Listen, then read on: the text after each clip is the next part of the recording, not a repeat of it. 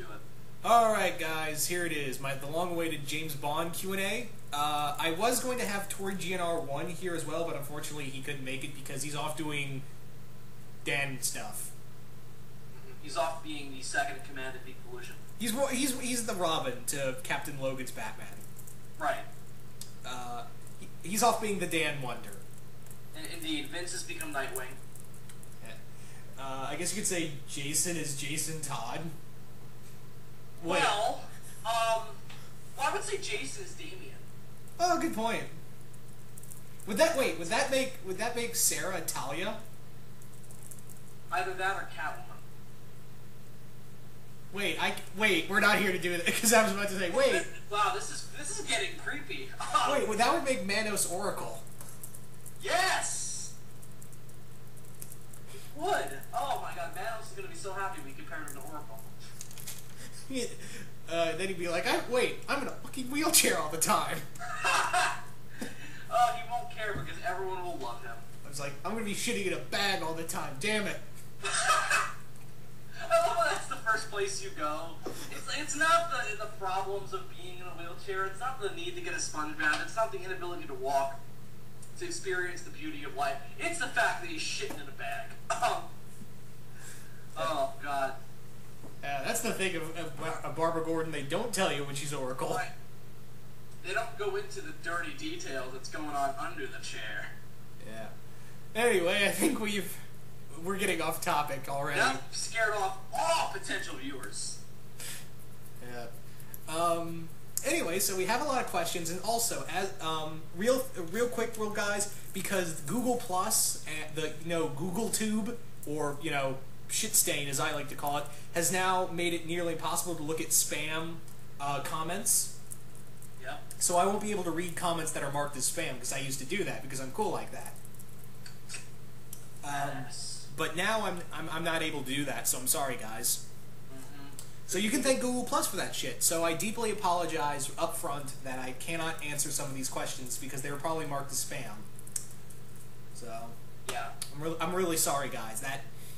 I hate YouTube right now. I'm so hating everything right now.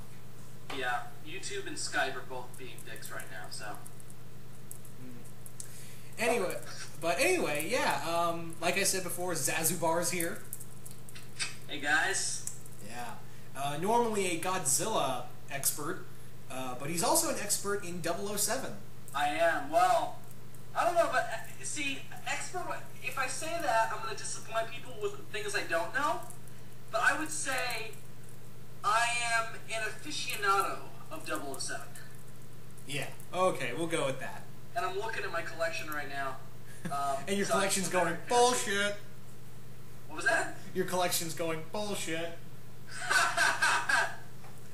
But I have a fairly expansive knowledge of the world of James Bond, so I think I should have some kind of an opinion on all this stuff.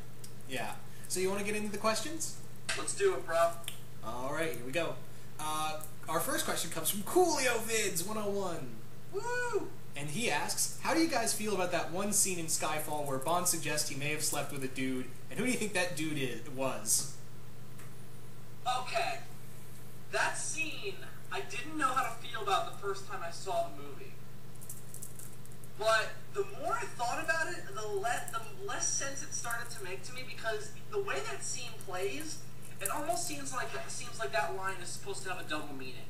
One of which being, in the world of spying, when you are being captured, sometimes you have to go to extreme measures to get out of a situation. So it does make sense that Bond would have, if he could use that as a way to get out of a situation, he's James Bond, he would use it. Yeah. But, given the context of that scene and the parallels drawn between Silva and James Bond, you gotta wonder if they're also talking about coming back from the dead. Yeah. Well, it's James Bond. Sometimes you just gotta fuck your way out of a situation. That's true. That's true.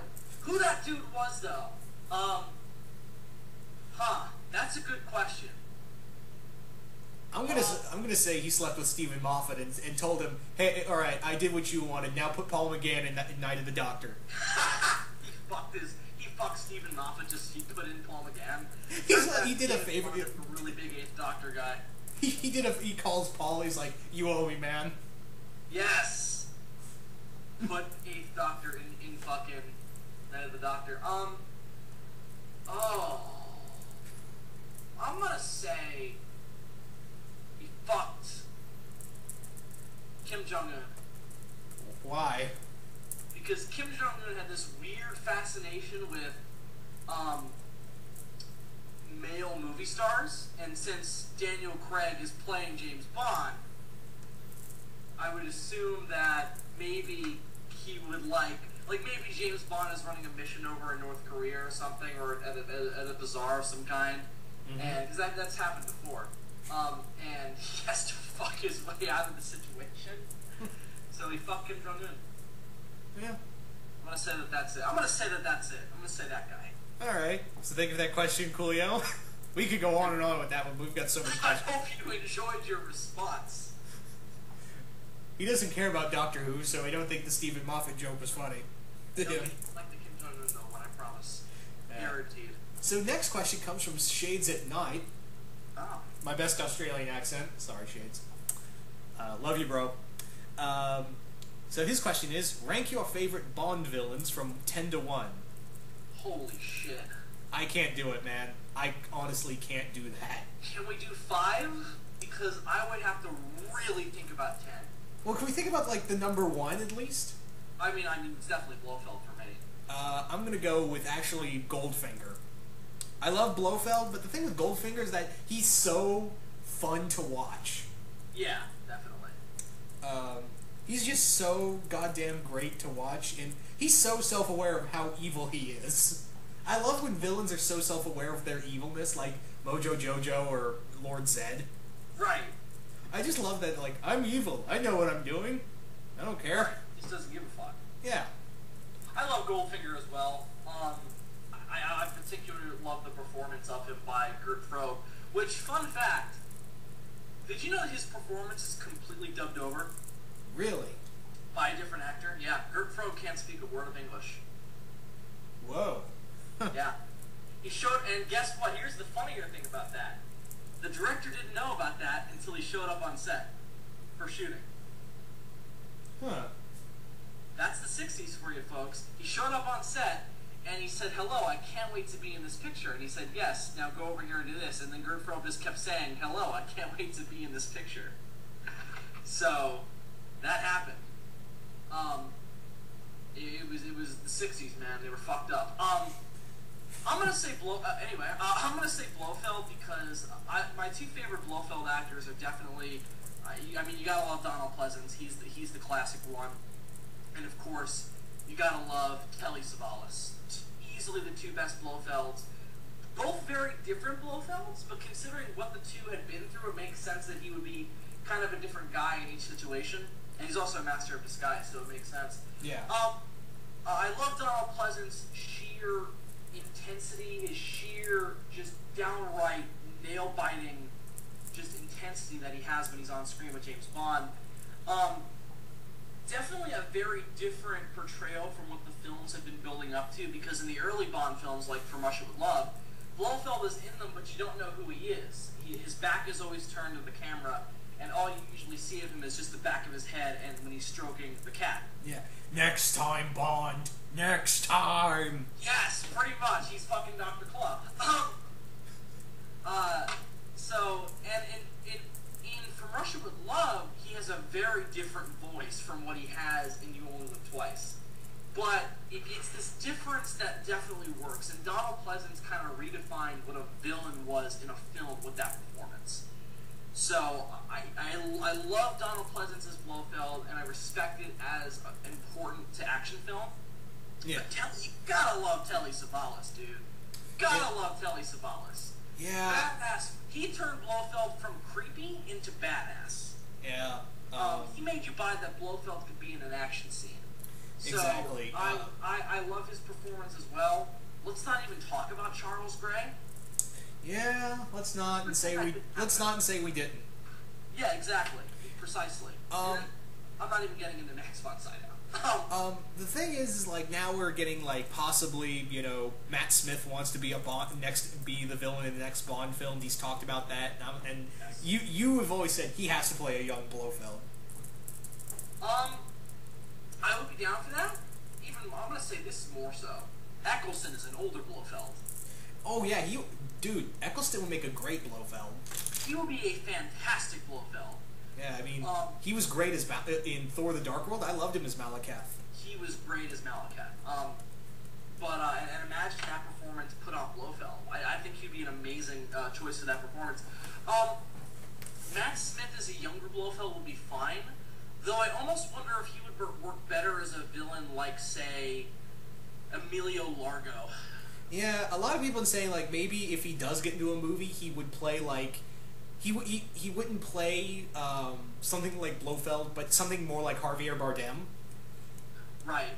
Yeah. I mean, I would say he would be a lot more of the action villain, and let's say if Eccleston was cast, he would be much more so of the Bond villain who sits behind the desk and pushes buttons. So I would say that. So I would say Blofeld is my favorite, but I mean, definitely runners up. I love Alec Trevelyan. I love Sean Bean as Alec Trevelyan. I would say he's one of the most complex Bond villains. In the same vein, Javier Bardem is Silva. Yeah, fucking awesome. He, like, I hate it, like, you know, like, people say, oh, it's uncool, it's not cool to like Skyfall. Dude, it's one of the best Bond films ever.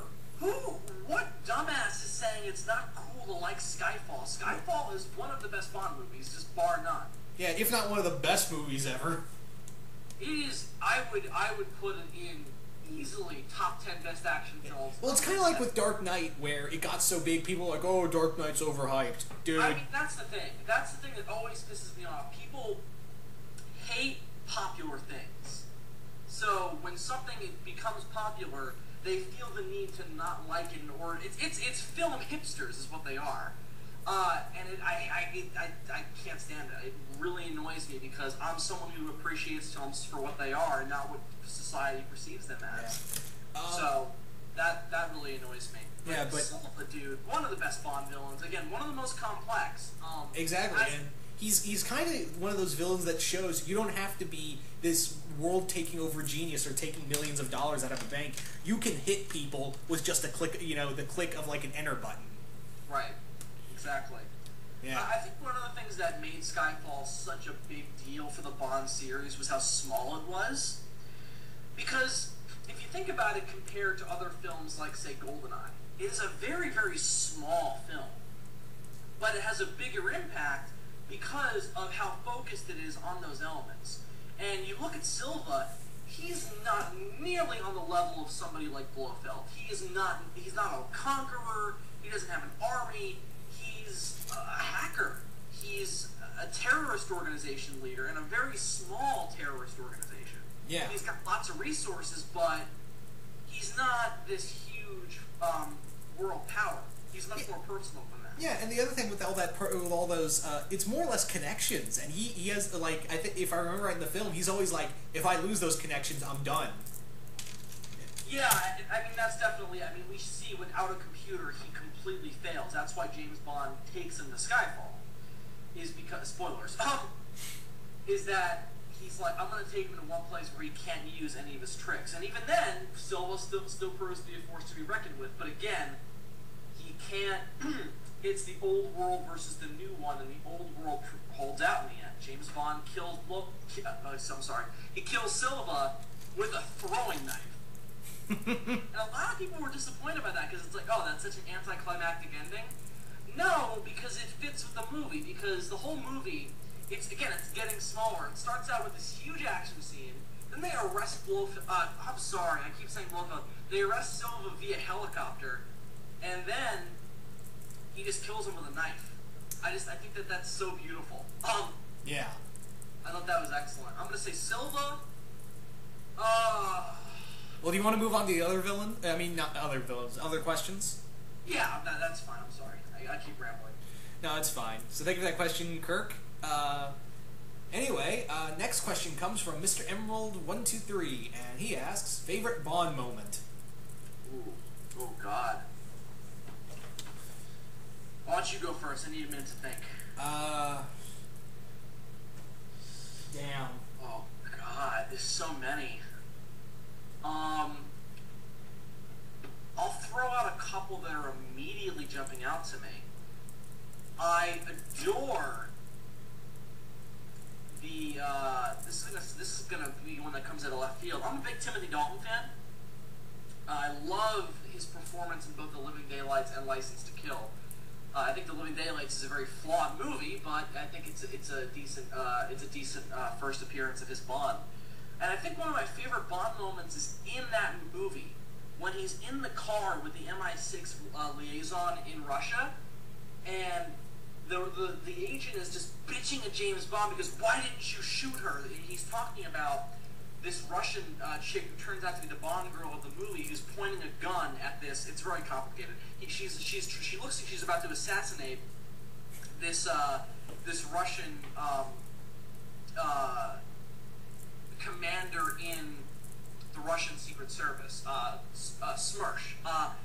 And James Bond doesn't kill her because he thinks she's holding that gun like an idiot. She has no idea how to use it. She's not an assassin.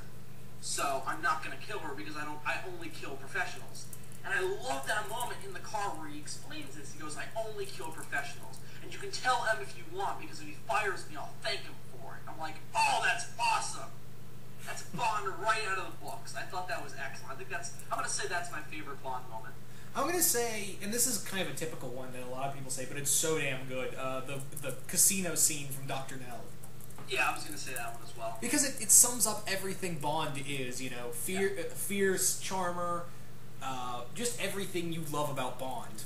Right. In that one scene. And obviously it's the first film, but everyone harkens back to that because that shows and establishes that is what James Bond is.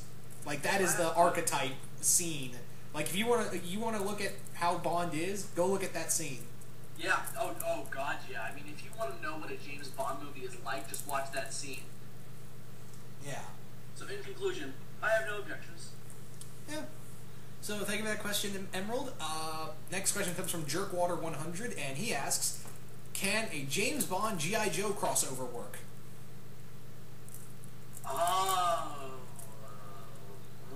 Dude, I gotta say, Cobra Commander would totally work as a Bond villain. Yeah, I think you'd have to do campier Bond, like Roger Moore or Pierce Brosnan Bond would work well with. Well, there is serious G.I. Joe stuff. That's what they do in the IDW comics.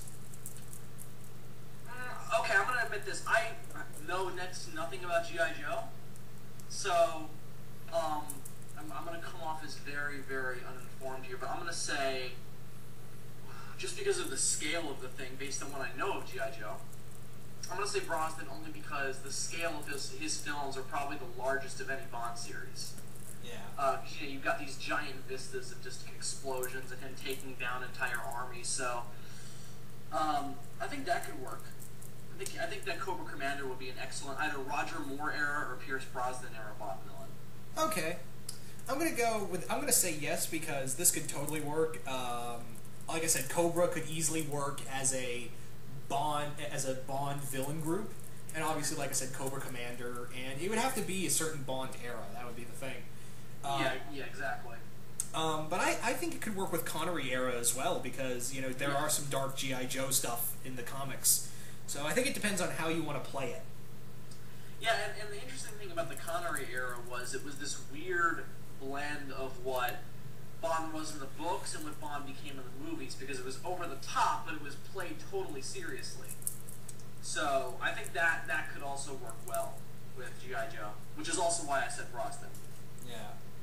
Okay, so thank you for that question, Jerkwater. Next question comes from Mr. Caveman 366, and he asks, which Bond film in your eyes is the most underrated?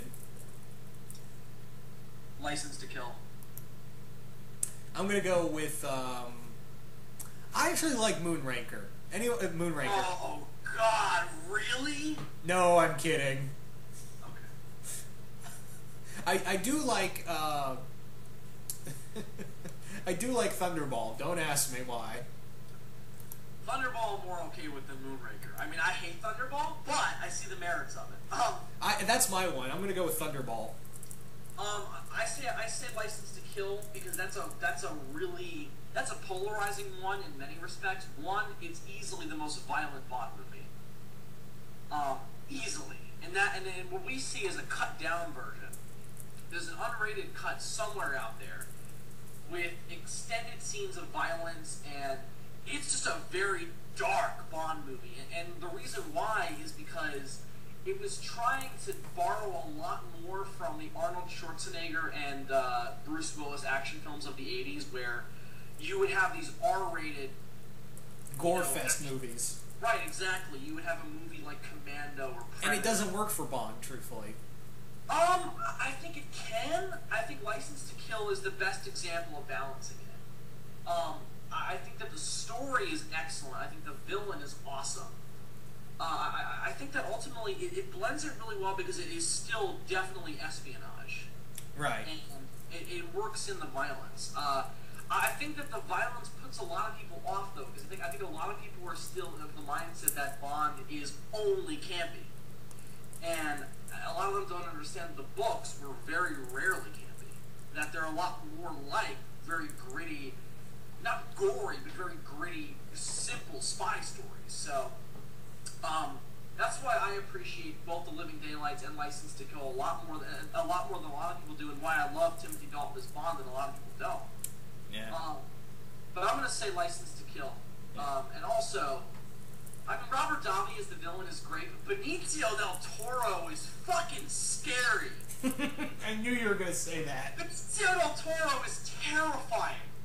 So I'm gonna say that as well. I love License to Kill. I think that's the most underrated Bond film. All right. Thunderball for me, I know it's a bad movie, but it has its merits. It has its moments, and I think people. I appreciate the film. It was one of my first Bond films, so I have an appreciation for it. So yeah. Anyway, another one really quick that I won't explain. For Your Eyes Only is Roger Moore's best movie. All right, fair enough. Very, very underrated Bond film. I would actually put that over License to Kill because at least there's an audience for License to Kill.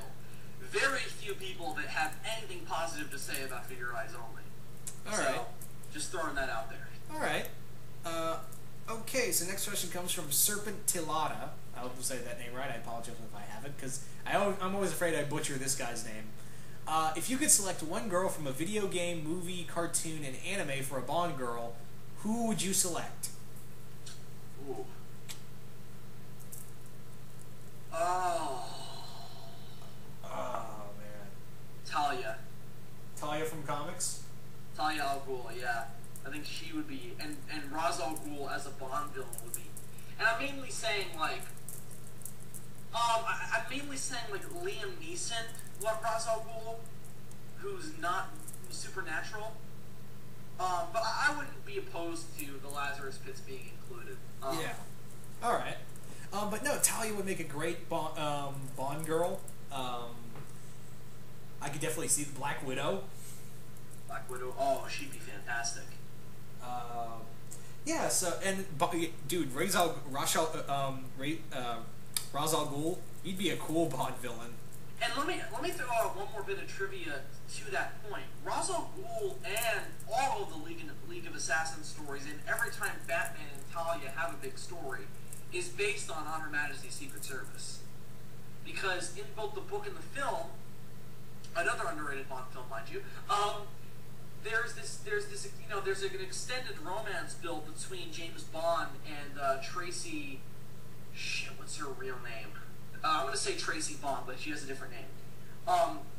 Between her and Tracy, him and Tracy, I'm sorry, and it's based on, it was the inspiration for Talia and Bruce because Tracy comes from a family of mobsters, and the head mobster, whose name is Draco, tries to marry Tracy off to James Bond because he thinks that he would be good for her. So it was an inspiration for Denny O'Neil's Batman run to create that character. And if you read Denny O'Neil's Batman stuff, very James Bondian. So that's another interesting piece of trivia. All right, cool. For me, I'm gonna say for Bond girl, man, there's so many. Yeah. I think Lois might be cool too. Lois would be interesting. I'm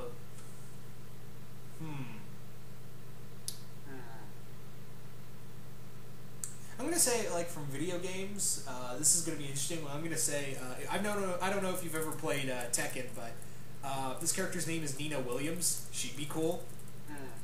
Yeah, I'm not familiar with Tekken.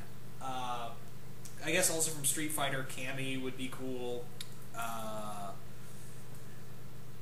So many. That's all. Those are the big ones right there. Yep. All right, you got any more? I'm not trying to get out of comics, especially DC. You said Black Widow. That was a really good one. Definitely makes sense, especially the Scarlett Johansson version, because she's definitely a lot, very, very spy-oriented. Oh, God. I mean, just generically Lara Croft. There's this moment in the first Lara Croft movie with Angelina Jolie where it almost seems like James Bond is going to show up in the movie. Because people from MI6 show up at her house, and they're talking about this agent who's going to help her on this mission, and they're almost describing James Bond to the word. I'm like, how are they not going to do this as a crossover? Because that's who they're describing. It turns out to be some fuckhead. So, I thought that's just something that stuck out to me. So Lara Croft as well. All right. Did it the way it should have been. All right. Thank you for the question, Serpent. Next question comes from Nepser1, and he asks, fave theme from Bond movies. Oh, wow. Goldfinger theme, Skyfall theme. I do like Man with the Golden Gun theme. Yeah, that's a fun one. A lot of people don't like that song. I think it's pretty cool. Yeah. I mean, honestly, with Skyfall, I know I'm not a big fan of Adele, but that song really works. That song is fucking awesome. I mean, I'm a big fan of Bond songs that fit with the movie's themes, and that's probably the best example of it. So, I adore Adele's Skyfall. I love From Russia with Love.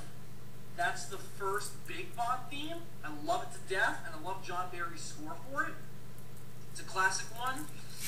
I love Tom Jones' Thunderball. I don't like the movie, but I love the song.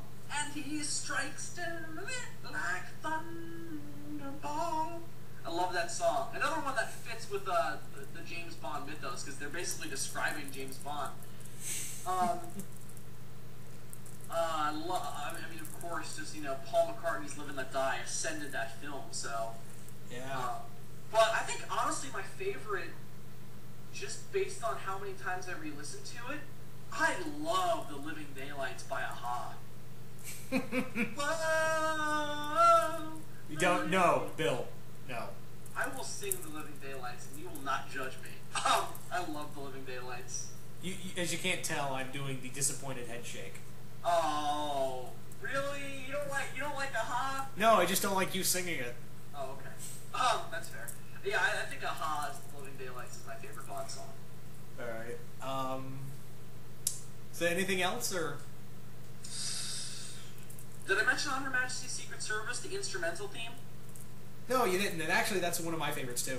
Yeah, it's a great theme as well. Also, those opening credits are awesome, with the different clips from James Bond movies falling through the glass. That was so awesome. Yeah. But anyway, thank you for that question, Nepser. Next question comes from ActionFan19. He asks, better gadgets, Bond or Batman? I'm gonna go with Bond because you could conceal them, and they're sleeker, they're cool. Not to say Batman's toys are not sleek and you can conceal them, but for some reason I just think Bond has the right has gadgets that he could sneak in. Right. He doesn't need a utility belt for. Bond has more, and I think they're a lot more specific. Well, I think Batman has more, but Bonds are more. Well, Bonds, like you said, are more specific. Specific, yeah. They're more Pacific. They're a lot more Asian-oriented. True in some cases. Oh, God, that's a tough question. I mean, Batman's are a lot more... I would say they're... Okay, saying they're more iconic is gonna sound dumb based on how popular Bond is, but I think Batman's specific gadgets are a lot more iconic, i.e. the Batarang, the grapple gun, the utility belt itself. I mean, whenever you say, name the iconic James Bond gadget, people are either going to say the Aston Martin or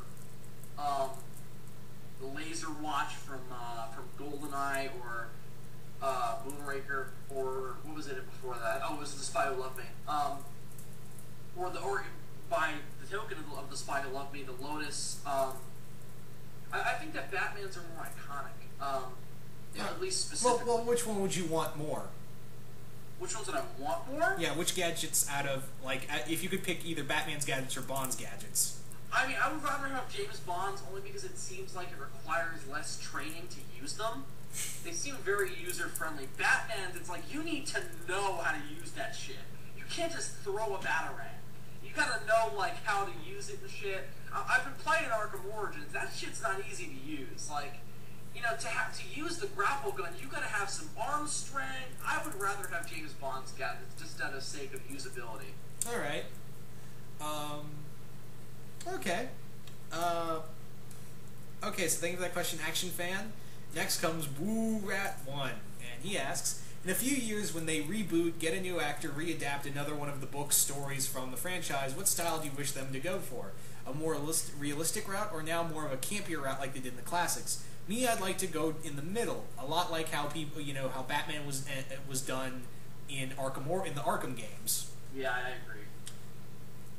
I completely agree with that. I think I'd like to see a balance, like they tried to do with Skyfall, and they did it really well in Skyfall. I'd like to see that continued. I love pretty James Bond, as I've made clear in this video, but I love campy Bond too. So, I would be fine if we never return to the Roger Moore era. I think a balance is where I think the franchise should stay because I'm a big fan of Ian Fleming's writing, and I'm a big fan of Connery's stuff. So, yeah. I would like to see a film series where we could have, you know, characters like a serious version of Jaws or a serious version of, oh god, I'm drawing blanks now, of Goldfinger, of all these different classic Bond villains. So I would definitely like to see that universe, and the and something like the Arkham games would definitely work for that. So, I think that would I completely agree with you. Yeah, but yeah, like let's just talk real quick about because we didn't get a question about this, and I guess that we could fill it in. Well, actually, no, we did get a question similar to this, and pretty much when they readapt and get a new actor.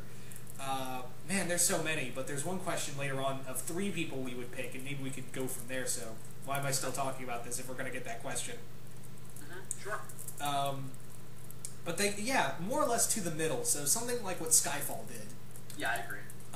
But yeah, thank you for that question, Boo Rat 1. Next question comes from the Omnitron12345, and he asks, if 007 met Captain America, how do you think that would go? Awesomely! Why hasn't that happened? That would be awesome!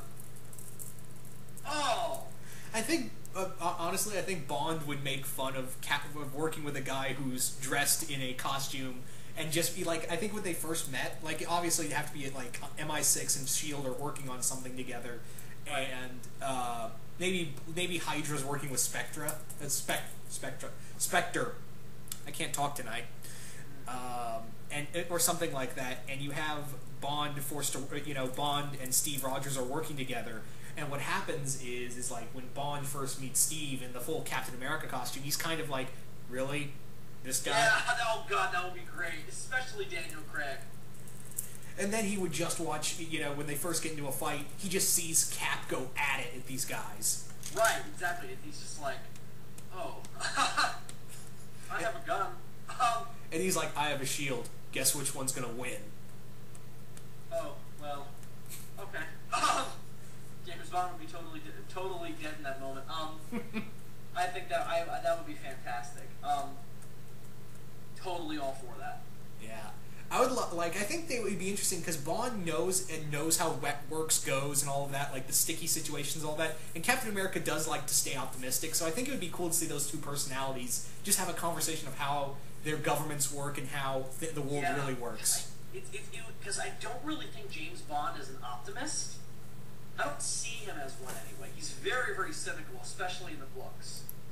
So it would be interesting to see them like have a conversation about that. Yeah, and he's never like in some of the films you kind of get the sense that he doesn't like hanging around Americans.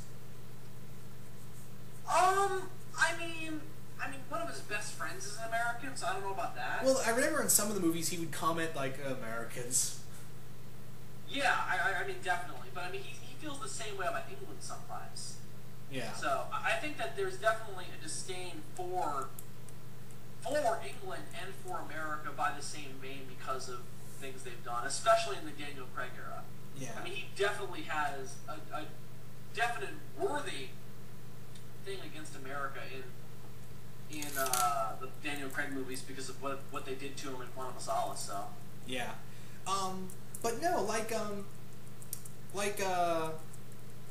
I said, I think it would be cool because, again, I think it would just be fun to see these two idealists, a Captain American who's an idealist for the most part, and James who's a, Bond who is a, he knows how the government works, no matter what side you're on, British, American, whatever, the governments still are the same. They are going to lie to you, and then you are going to get chewed up and spat out if you don't play by their... I would say James is a cynical idealist. I mean, he definitely has ideals about how things should work, but he's like, it's never going to work out the way you want. Yeah. That's definitely how James operates. But I could definitely see, like, having some mutual respect after the whole mission. Oh, totally. I don't think they would be at each other's throats at all. I just think they would definitely have some disagreements about government and stuff. Yeah, and obviously, Bond would definitely make fun of Steve's costume. Oh, yeah. Incessantly. And he's like, James, if you make another crack about my suit, I'm going to knock you in the head with my shield. Oh, you know what would be cool? If Bond got to use Cap's shield. Oh, God, that'd be awesome. He's like, hey, Q, I know what I want for my next mission. Yes. So this is what an actual weapon feels like. He looks at Q, he's just like, fuck you. Can I say something real quick off topic? Alright. I hate fanfiction. And here's why. Why does so many people have to create the new Q fucking James Bond? Why? Why did you have to make that a thing? Why did you have to bring it up? Because it bothers me, and I've never had an opportunity to talk about it, and I want to talk about it really quickly. Listen, one line, a joke about Bond having to suck dick or whatever in a James Bond movie does not give you fanfiction writers the okay to have Q fuck Bond. It's not cool, man. I will now step off my soapbox and return to my seat. You damn well better. Yeah. Alright, so thank you for that question, Omnitron. Next question comes from the Spawn 117, and he asks, what do you think of a Wolverine James Bond Black Lagoon crossover? Not Creature from Black Lagoon, it's an anime. Why is the Gillman thrown into this? No, it's an anime called Black Lagoon. Is it about the Gillman? No. It's kind of like Sin City, the anime. That's the best way I could describe it. Oh. Okay. It's really cool. Like, I highly recommend watching Black Lagoon. It is like watching a Tarantino anime. Alright. But like a little more high up. If you put Frank Miller and Tarantino together, they did an anime, this is what it would be. Why hasn't that happened? Oh, that'd be awesome. Anyway. But no, like, again, since, you aren't, like, you are not, I'm not versed in the anime. Yeah, you're not versed in the anime. For sake of argument, you want to just talk about what Wolverine and James Bond would be like together? Okay. That'd be cool. I think it'd be kind of similar with what you have with Cap, except it'd be a little bit more... I think they would be on the same page. They would be a lot more on the same page because they're both very cynical. And I would say Logan is a little bit more so. Yeah. And I think it would be interesting, like, if they did something with Weapon X. If you had this story, like, obviously I'd have maybe Spectre's trying to get a hold of adamantium. Yeah. I mean, adamantium in and of itself as a weapon would be interesting to see James Bond deal with. I think that I think that I think that James Bond would have a very high respect for Logan, because the thing is, James Bond is definitely one of Her Majesty's best secret agent. He is not. He is very okay with going rogue. Totally cool with it. And I think him and Logan have very similar personalities. I think they would get along great. Yeah, if they don't kill each other the first time they meet. Right. I mean, James Bond couldn't kill Logan, but yeah, he tried. I think it would be one of those moments, like we talked about, it was like, I have a gun, I have a shield, and the first time he would meet Logan, he would just pull out his gun and he was like, "What do you got?" Logan would just pop his claws. And then James Bond's like, "I have a magnet. Damn it." Yeah. Oh, could you imagine them sharing after the mission? Is like, "Here, stogie." Oh God, that'd be awesome. Like after the missions, everything's blown up because it's James Bond and Wolverine, and everything's blown up. They're just sitting among the wreckage, and Logan just pulls out 2 cigars. Yeah. That's the only thing we haven't seen yet with Daniel Craig's Bond. He's the only Bond we haven't seen smoking. Every other James Bond has smoked at some point. So, just throwing that out there. Yeah. I would totally be all for that. Not that I condone smoking, but it's James Bond. The dude smokes. So anyway, we could go on about that one. It'd just be cool to see them, and I think again they would work better together. Yeah, they would definitely have a lot more similar personality traits. Yeah, but after the mission, it would just be like, I think they wouldn't go out to have like a beer or something. They would just like, "Hey man, in case we ever see each other again." No, I think what would happen is Logan would hand James a cigar. They would light it in the fire of the explosion and then walk away. Yeah, they'd just be like, "See you around." That would be it. That would be the extent of their gratitude to each other. Maybe just like a nod or to each other, just be like, that would be their way of saying like, "See you around." Exactly. Exactly. Yeah. That'd be so cool. But I didn't want to put in Black Lagoon, like with James Bond in Black Lagoon, that could work, but because the character, the group Hotel Moscow, the Russian mob that controls Roanapur for them, that's the city they live in this anime, is very much like a Bond villain. In fact, the group of Hotel Moscow is made out of Cold War era Spetsnaz and Special Forces soldiers that were stationed in Afghanistan during the Soviet Union-Afghanistan War. And what they were, they're basically, as they're described, they have enough weapons, resources, and training to start, fight, and win World War III. Oh. But they're mobsters, and their leader, Balalaika, who is this ice-cold woman who literally is incredibly intelligent, she's very dangerous, and she's very cold-blooded, but very loyal to her soldiers. She would make a great Bond enemy. We need more female James Bond villains. Yeah. Again, dude, like we were talking about earlier with like that other show, like I was telling you about Arrow. Please go check. You would really love Black Lagoon. I know you're not big on anime, but I'm pretty sure you'd like this. Okay, I'll check it out. Yeah. Sure, there's no Gilman in it. No, sorry, no Gilman. Come on, how can that not even be a reference? They're cock teasing me. I know, like when I first heard this anime, I was thinking, is that really what it's called? There's no... Like the Gilman can't even be like a detective in this universe or some shit. No, what we do have is a maid who has grenades under her skirt. It's not good enough. Well, hang on, there's more awesome moments, I promise you. But thank you for that question, Spawn. Yeah. So question, Spawn. Well, thank you for that question. Yeah. No, I'm just kidding. No. All right, next question comes from Marcus Keener, and he asks, I'm saying again, I'm really hoping I'm saying that last name right, but I apologize if I didn't, Marcus. But this question, he asks, if you could pick any villain from a movie, TV, anime, or etc., who would it be and why? Basically, like we said with Bond girls, what villain would we want to have as a Bond enemy?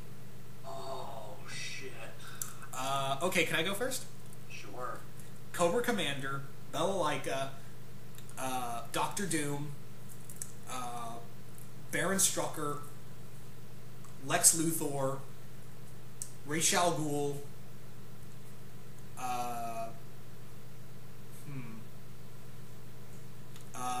Bison from Street Fighter. That'd be awesome. Of course! And who else? Like, who else would be cool? Mine is Bane from The Dark Knight Rises. He is a Bond villain to a T. I would kill to see Bane from Rises as a Bond villain. Or Bane in general? Yes, but particularly that performance because he's presented like a Bond villain. Well, Nolan wants to do a Bond film, so you can. Yes, he damn well better at some point. Before he dies. But this is the way Bane is presented in Rises. He comes off as a Bond villain, but Bane in general would be fine. It's just that particularly that version. Yeah. Welcome to your nightmare, Mr. Bond. Yeah, Bane in general would be cool, but I'm surprised you went with Rises version Bane, but you're right, he does come off like a Bond-era villain. I love Rises Bane. I don't care what anybody says. He's awesome. Yeah. Anyway, anyone else you want to mention? Oh, who else? That's a good question. Oh, Jesus. Jesus. No, that would not be cool. That would not work. I think Lex would be cool. Oh, God. Like we said earlier, Ra's al Ghul would be cool. My mother, everybody. Making a cameo appearance. Oh, Jesus. Yeah, Ra's al Ghul. I'm trying to... Moriarty from Sherlock. Like from Sherlock Holmes or from the BBC show? From the BBC show, except now he's not dead. Spoilers. By the way, if any of you haven't seen Sherlock, you should not be watching this. You should be watching Sherlock. The Master. Well, I mean, it would be interesting to see what James Bond was doing during his reign as Prime Minister. Well, I mean, like classic era Bond versus the Pertwee era Master, Delgado. Roger Delgado. Yeah, Roger Delgado. Yeah, fine, but I'm just saying, like, it would make sense if John Sims Master encountered James Bond because he's got shit going on. Yeah. Maybe MI6 catches on to the Prime Minister being, a dick, so... and James Bond is trying to find out what's going on. I think that would be interesting. There's better ones, they're just not coming to me right now. I'm sorry, guys. Oh, jeez. Wilson Fisk, maybe? Maybe. Depends on the version. Red Skull? That might work. Red Skull? Yeah, could work. I'm looking at games right now, trying to find some kind of inspiration. Yeah, I'm gonna say those. Nothing else is really shooting out at me right now. Alright, so you want to move on to the next question? Let's do that. Alright. So thank you for that question, Marcus. Next question comes from Bob Garland. Hope I'm saying that last name right. I apologize if I didn't. But he asked, we're going to have a fun one with this one, dude. Which Bond actor could you see play the Doctor? And why? Oh, Brosnan. Brosnan as the Doctor would be great. Wasn't he almost cast in '96? I remember hearing that somewhere. He wasn't like in talks because obviously he had Bond. So. He was doing something at that time. I don't remember what it was. Moore would have been cool as the Doctor. Yeah, Moore would be okay.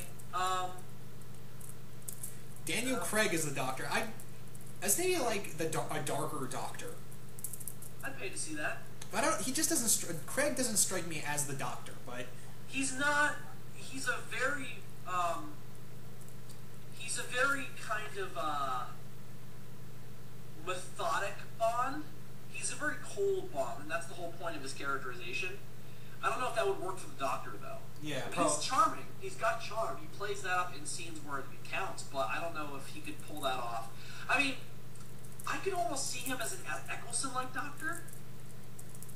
But it'd have to be that. There would have to be a reason why that regeneration would be so fucking dark. Yeah. But maybe Daniel Craig could pull off a lighthearted Doctor. I've just never seen him in something that would suggest it. Yeah, Timothy Dalton's kind of out because he already played Rassilon. But that would be awesome! Well, then again, Capaldi was in Doctor Who as a different role, and who knows, like, yeah, so... It's fucking Rassilon. Yeah, well, Capaldi was a role, and Colin Baker was in the show before he became the Doctor, so... Yeah, but Peter Capaldi was a fairly minor role. Timothy Dalton was fucking Rassilon. Yeah, good point. So, I mean, that's a little different. I mean, I know Capaldi was also in Torchwood, but that's not like... It wasn't directly in Doctor Who or directly mentioned, so... That's a little different. Yeah. I don't know, like, I'm gonna say Dalton and Brosnan as the big ones. Alright. I would say they might all be able to work to some extent, including Lazenby, if he was given the chance. I'm one of the few George Lazenby supporters out there. I love George Lazenby as James Bond. Okay. So yeah, that's our answer pretty much. Thank you for that question, Bob Garland. Next question comes from Brian Kiersey.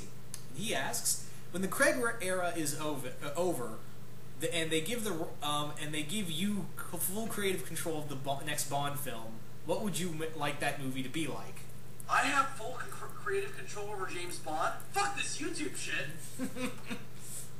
Oh god, what I would do with James Bond. The terrible things I would do. No, oh god. I mean, my first thing would be, I would remake You Only Live Twice and On Her Majesty's Secret Service, and do Tracy Bond, because that's my favorite James Bond story.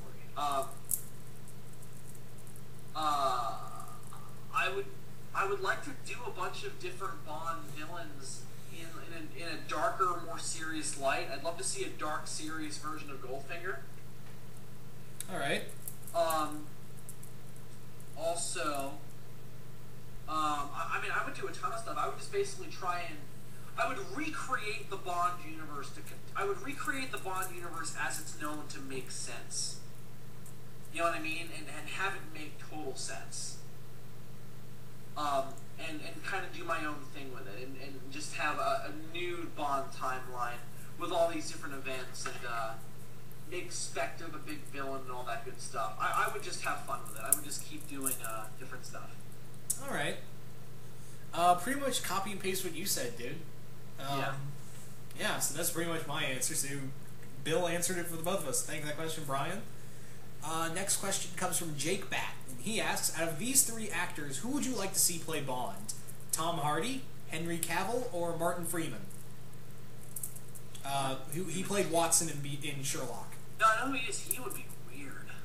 Yeah, when I saw that, I was like, he strikes me more as like playing Q. That's a weird choice. Can you repeat the first two again? Henry Cavill and Tom Hardy.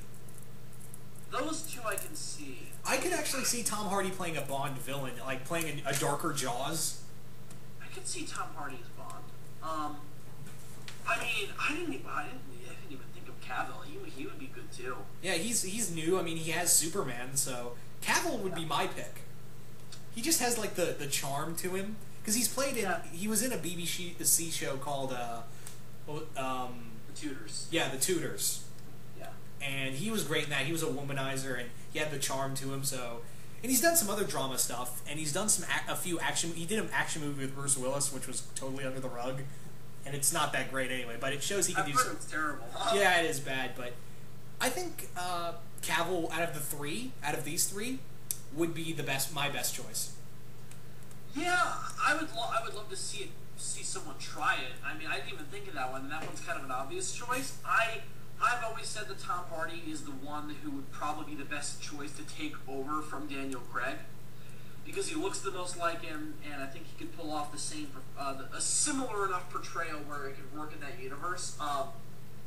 So yeah, I'm not discrediting Hardy. I'm not discrediting Hardy at all. No, I know. I would say those two would be neck and neck for me. Martin Freeman's a weird choice. Yeah, Martin Freeman, like, he doesn't strike me as that. He strikes me more as like Q. Yeah, definitely. I can't even see that. I'm actually surprised you didn't say Cumberbatch. No, Cumberbatch wouldn't work as Bond. Yeah, more of a Bond villain. Yeah, definitely. People are saying they want to see him as Bond. I don't think he can do it. Yeah.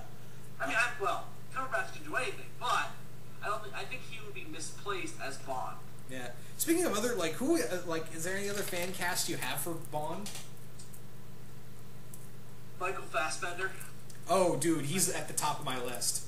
All the way, Michael Fassbender. Michael Fassbender is my personal fan cast for Bond because in X-Men First Class, you can clearly see all the Bond stuff, and right. He's made mention, he's hinted in interviews here and there. He's like he wants to be Bond.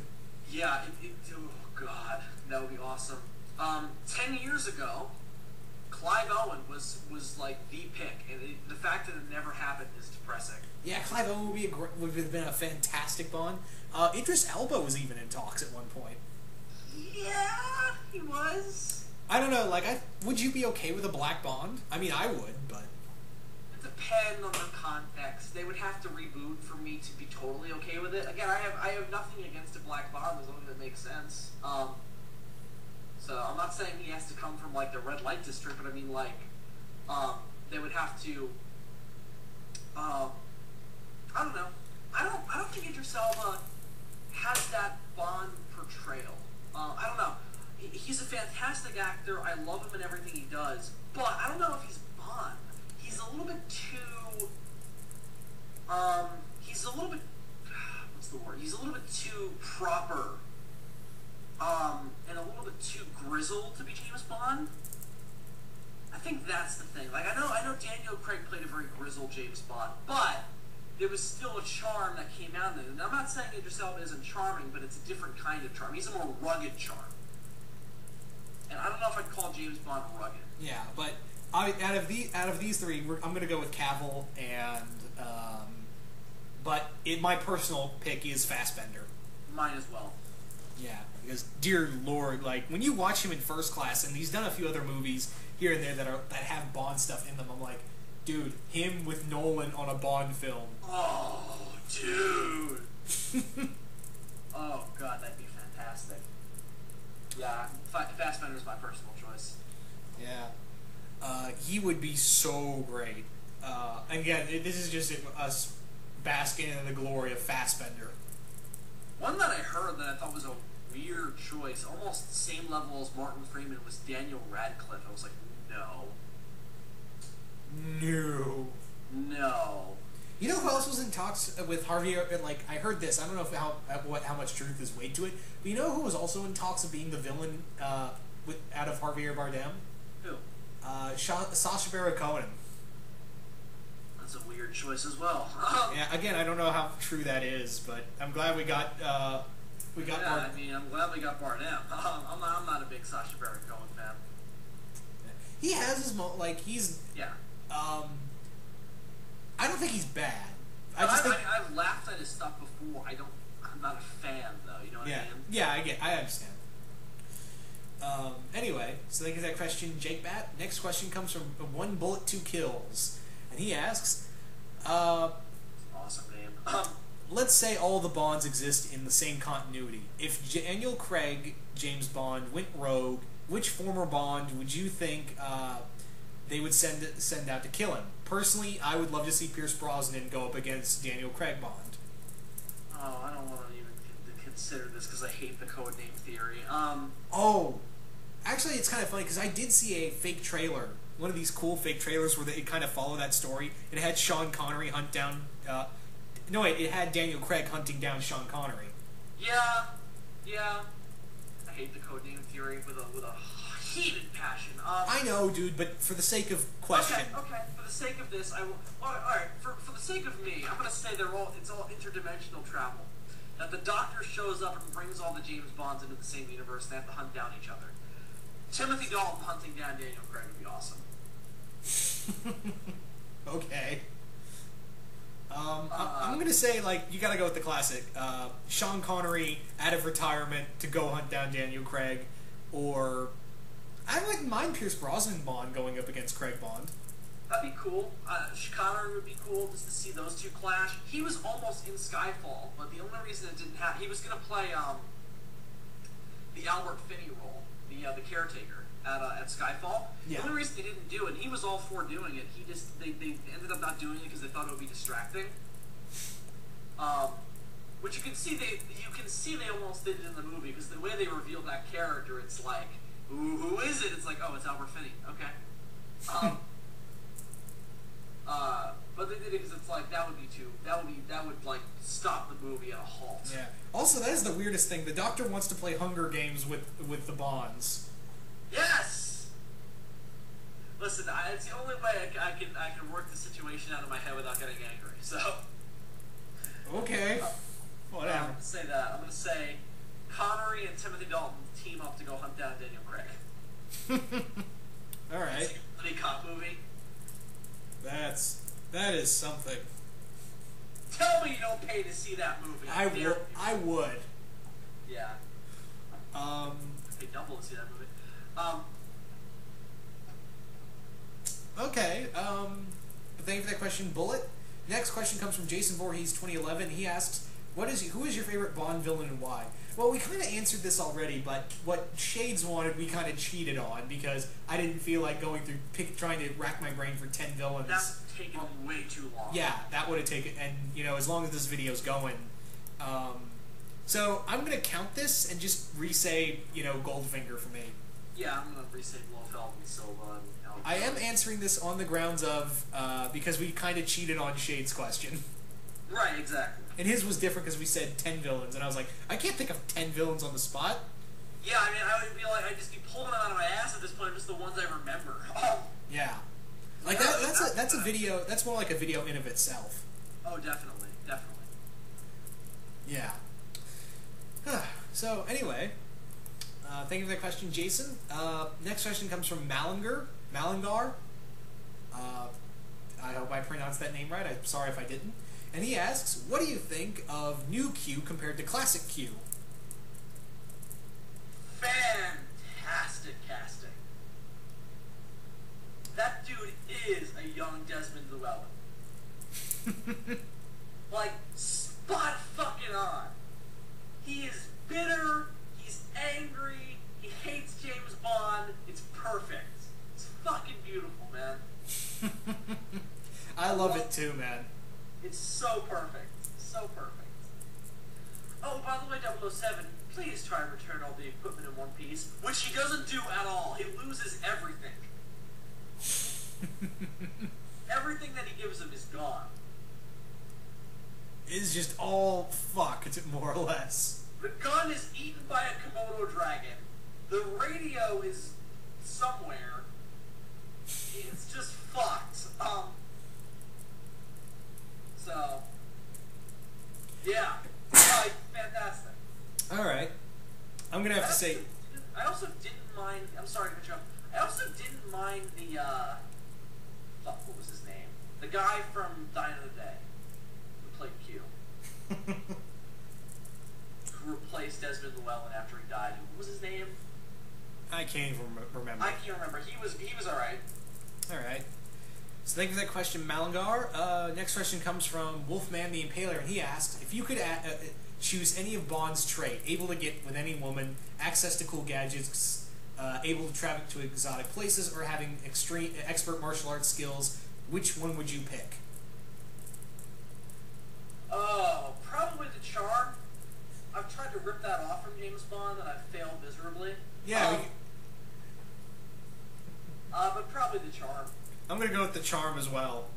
Just because that's something that can be applied to my life that I failed miserably at trying to do. Well, the thing is with the charm thing is that and that's kind of like, oh, they're guys, obviously. Well, no, duh.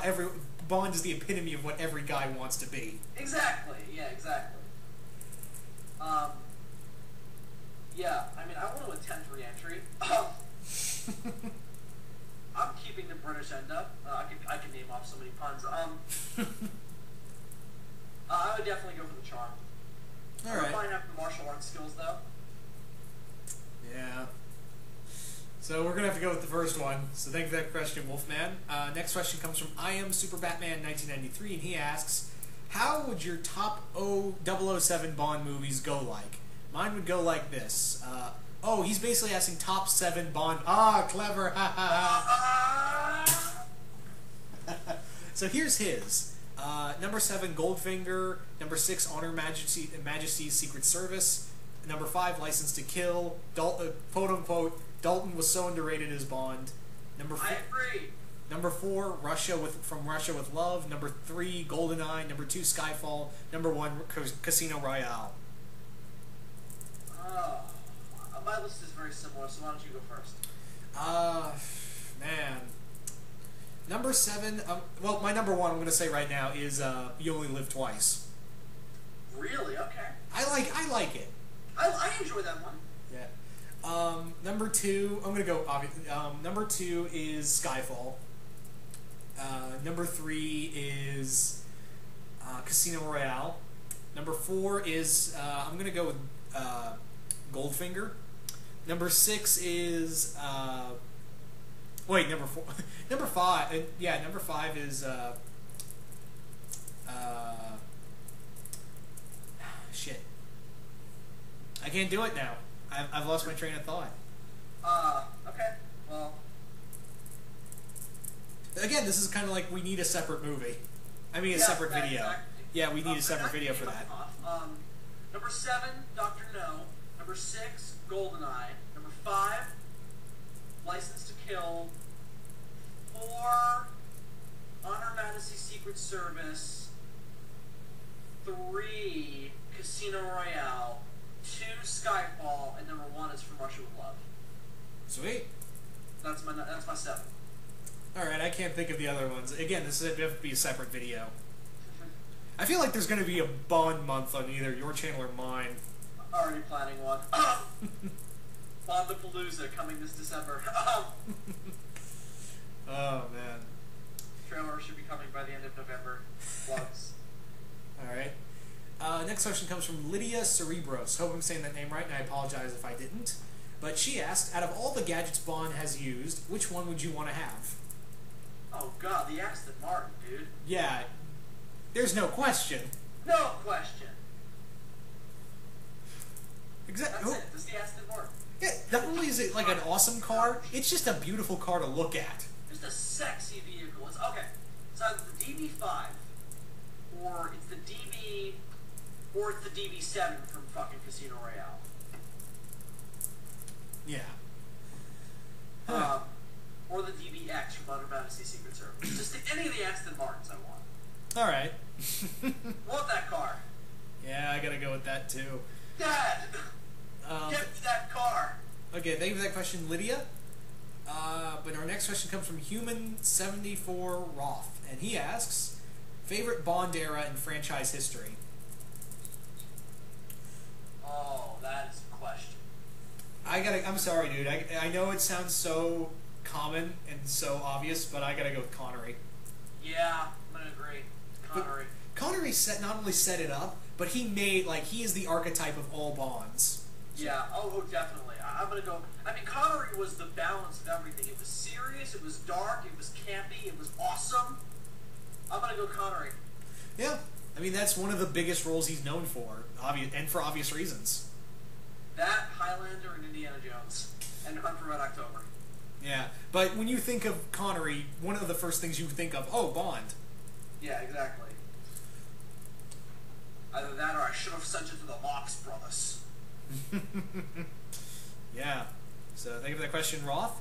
Next question comes from the Okinawa Kid Prime, and he asks, what would James Bond think of Sterling Archer? You'd probably be like, fucking ripoff. Exactly. He would look at Archer and just be like, no, he'd be embarrassed to be, unlike Wolverine and Captain America, where he'd be like, he would like obviously make fun of Captain America, but after the mission he'd have some respect, and Logan would definitely have a lot of respect for one another. He would just look at Bond and just be like, oh god. He'd look at Archer and just facepalm. You're a spy? Is this how low standards have gone? And Archer would just be like, you would either fanboy or just think he's better than Bond. Right.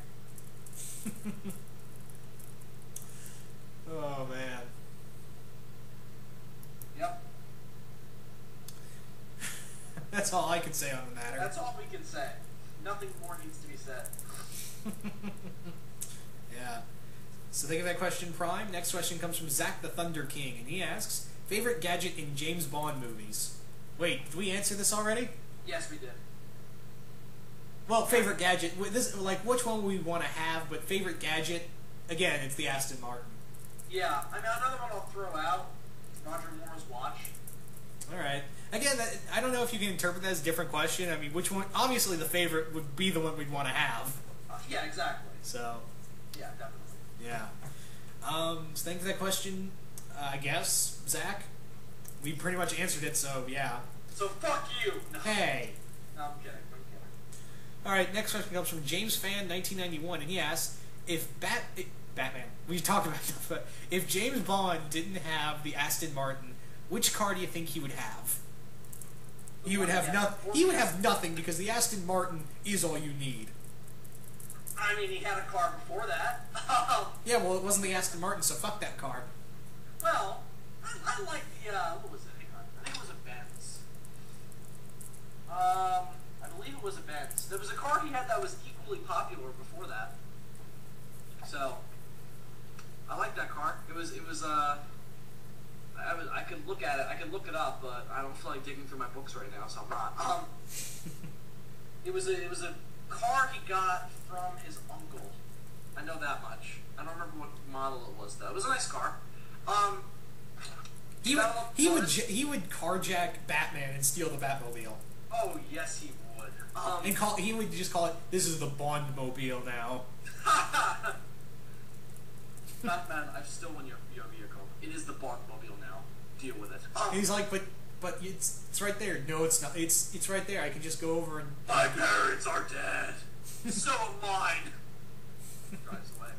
No, here's the fun thing. Like, Bond wouldn't even use it for secret missions. He would just, to insult Bruce, he would go around London. No, he would take it around, like, he would have sex with it in it. Why would he have sex with it? No, in it. I said in it. Oh! He would even clean the seats. It's like, oh, damn it, Bond. Oh, God, just jizz all over the place up. And then Bond walks in. He's like, "I wouldn't put my foot on the right pedal, if you know what I mean." What? Why are you even in my house? Because my parents are dead. Oh, fuck you, James. I now want a Bond and Batman reality show. A Bond Batman sitcom. It's Bond and Batman. Perfect Strangers intro. Yeah. Oh, we're having too much fun with that. So thank you for that question, James. Next question. Our final question comes from Death Christ 2000. He asks, "What are your thoughts on Rich Morris's A Time to Live, A Time to Kill? If you haven't heard of him, look him up. He's written a lot of Doctor Who fan comics." I've never read A Time to Live, A Time to Kill. I don't even know what that is. I've heard about it, but I've never read it. Is it a Bond book? I think so, yeah. Oh, alright, I'll check it out. Sounds interesting. Yeah. So, I wish we had more to say. Oh. Yeah, sadly. I wish we had more to say on that final question, but I'm really sorry, Death Christ. I just really wish we had more to say on that subject. We don't, sadly. Don't inflict your Death Christ anger upon us. So that's the Q&A, everybody. Once again, I'm really sorry I couldn't answer everyone's questions. Again, YouTube's being a dick, so I can't answer all the other ones that were marked as spam. I would, but unfortunately I can't. So I'm deeply sorry about that. But again, I hope you guys enjoyed this. And once again, I want to thank my good friend ZazuBaar for coming out here. That's cool, man. I enjoy myself. I love talking Bond. I don't get to do it nearly enough. All right. So yeah, that was the Q&A, guys. Hope you guys enjoyed it, and we are out of here. Bye.